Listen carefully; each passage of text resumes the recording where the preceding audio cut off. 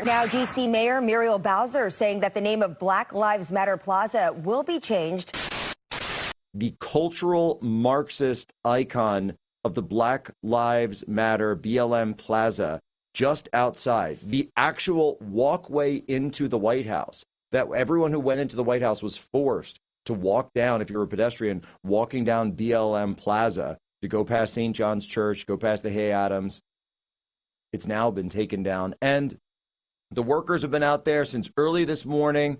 It's a rough day in D.C. It's a hot day in D.C., but the boys down there, they're working hard. They're doing a great job, boys. So we wanted to do a little something for the boys down working at BLM Plaza. So here is what we did. Black Lives Matter Plaza, taking it down. You get them hard at work. We got Wawa coffee and donuts for y'all for lunch. Here. All right. Yeah, you're welcome. You got the cups there and all you need. Everybody's getting a free coffee and donuts, compliments of Human Events Daily today. Absolutely incredible. And we've got our incredible co-host. He's there on the field right now at BLM Plaza. Kevin Posobiec joins us. What's up, Kev?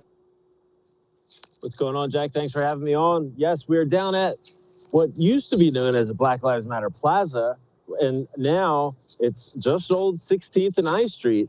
But word through the grapevine is that it might soon be called Liberty Plaza, according to some sources on the ground here. But as you can see, there's plenty of work accomplished already. We got some protesters behind me. It's the White House. And here's our glorious workers. They couldn't have got it done without the coffee and donuts. Compliments of Poso Bros today. Wawa, we got them going. They're digging up all the ballasts here and sweeping up everything. And honestly, Jack, one thing I wanted to point out that nobody else is talking about is this is an actual evacuation route from the White House.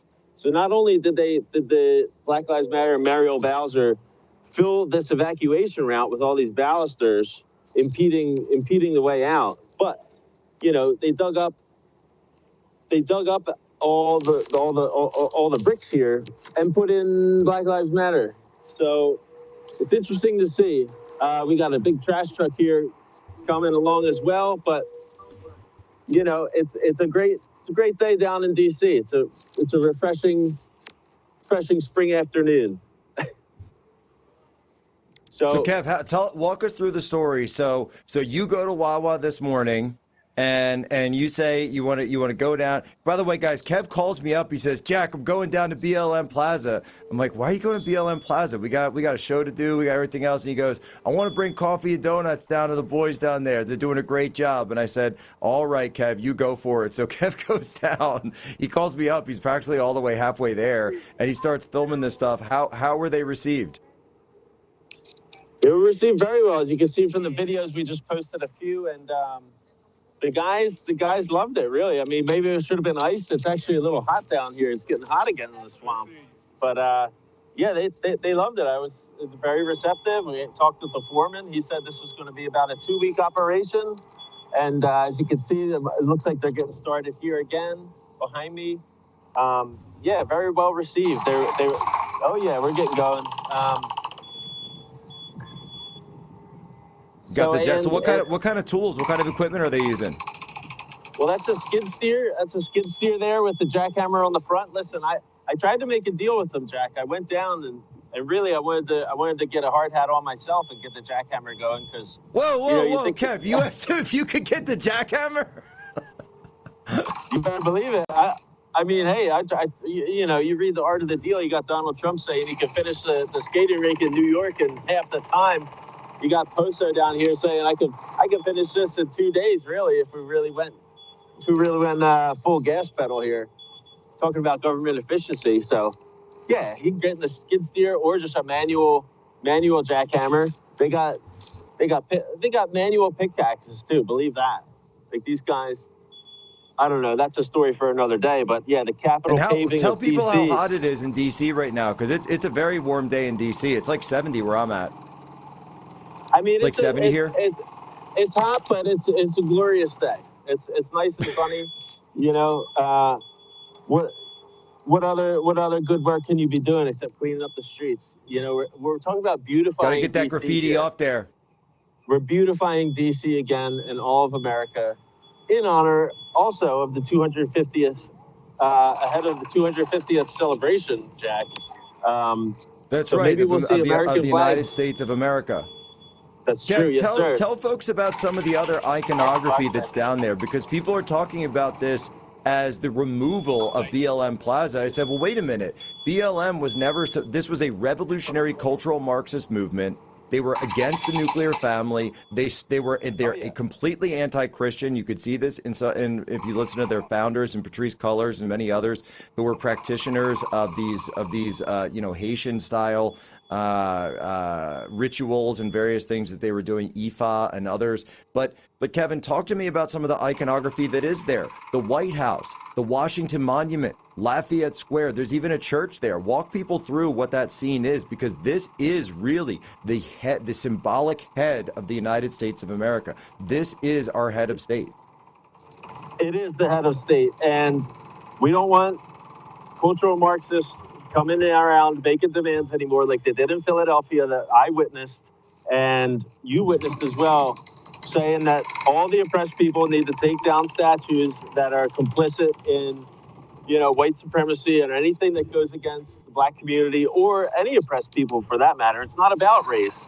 They'll have people that want to take down the Andrew Jackson statue on the horse right in front of the White House. And they made demands back in 2020 when I was living there, saying that they need to take down all the statues that treat They tried to cut Jackson's head off. They trashed Benjamin Franklin's statue down the street at the old post office, and they want to make demands saying that every DA and every mayor should drop any charges and any arrests that come from anybody in this rebellion led by Black Lives Matter, quote unquote, cultural Marxists. So I have a list of the demands. This goes back from 2020, and since then they've revealed themselves. They've come out in the open and said who they are. When people tell you who they are, believe them. So that's what we're up against. Kev, that's why I'm here. Tell people about, you just went in. There's a church right by there. I'm not going to ask you to move because I know the signal's a little tight. There's a lot of security. There's a lot of sensitive systems when you get close to the White House. It's very hard to live stream from there. But Kev, tell people about the church that's right there and the history of, even the recent history of that church in 2020. So in 2020, the St. John's Church there, aside from me, is you can see it in the background. Yes, you can. Every president since Madison has attended services there, and there's a pew in the back where Abraham Lincoln used to go to during the Civil War. But yes, in 2020, the Black Lives Matter protesters are mostly peacefully lit the church on fire, and which caused President Trump in his iconic fashion to walk across the lawn through Lafayette Square and raise his hand with the Bible in front of the sign out front of St. John's. So, I was hoping to see if anybody came out from the White House today, but it doesn't seem to be the case. I'm sure somebody will make some kind of public appearance in the next week or so here in the Black Lives Matter Plaza, or as it's used to be known. But yeah, this church, St. John's, is very historic, and it's good to see that there's no security there today. We did have some protests. Well, Kev, wait, hold on a second. Wait a minute. But Kev, hold on a second. Wait, I'm confused, right? So we were told that this was the most important movement in America. We were told that BLM was the forefront of change and hope, and this was everything Obama had fought for. Where are all the protesters? Where's BLM today? Where are all these organizations? Remember, it was just organic. It was natural. Where was it? Where are the protesters today? How many people actually showed up for the deconstruction of BLM Plaza? Where are the millions of protesters in this totally organic movement, Kevin? I tell you what, Jack. I think they're sleeping in. They might be. I don't know. I've seen two.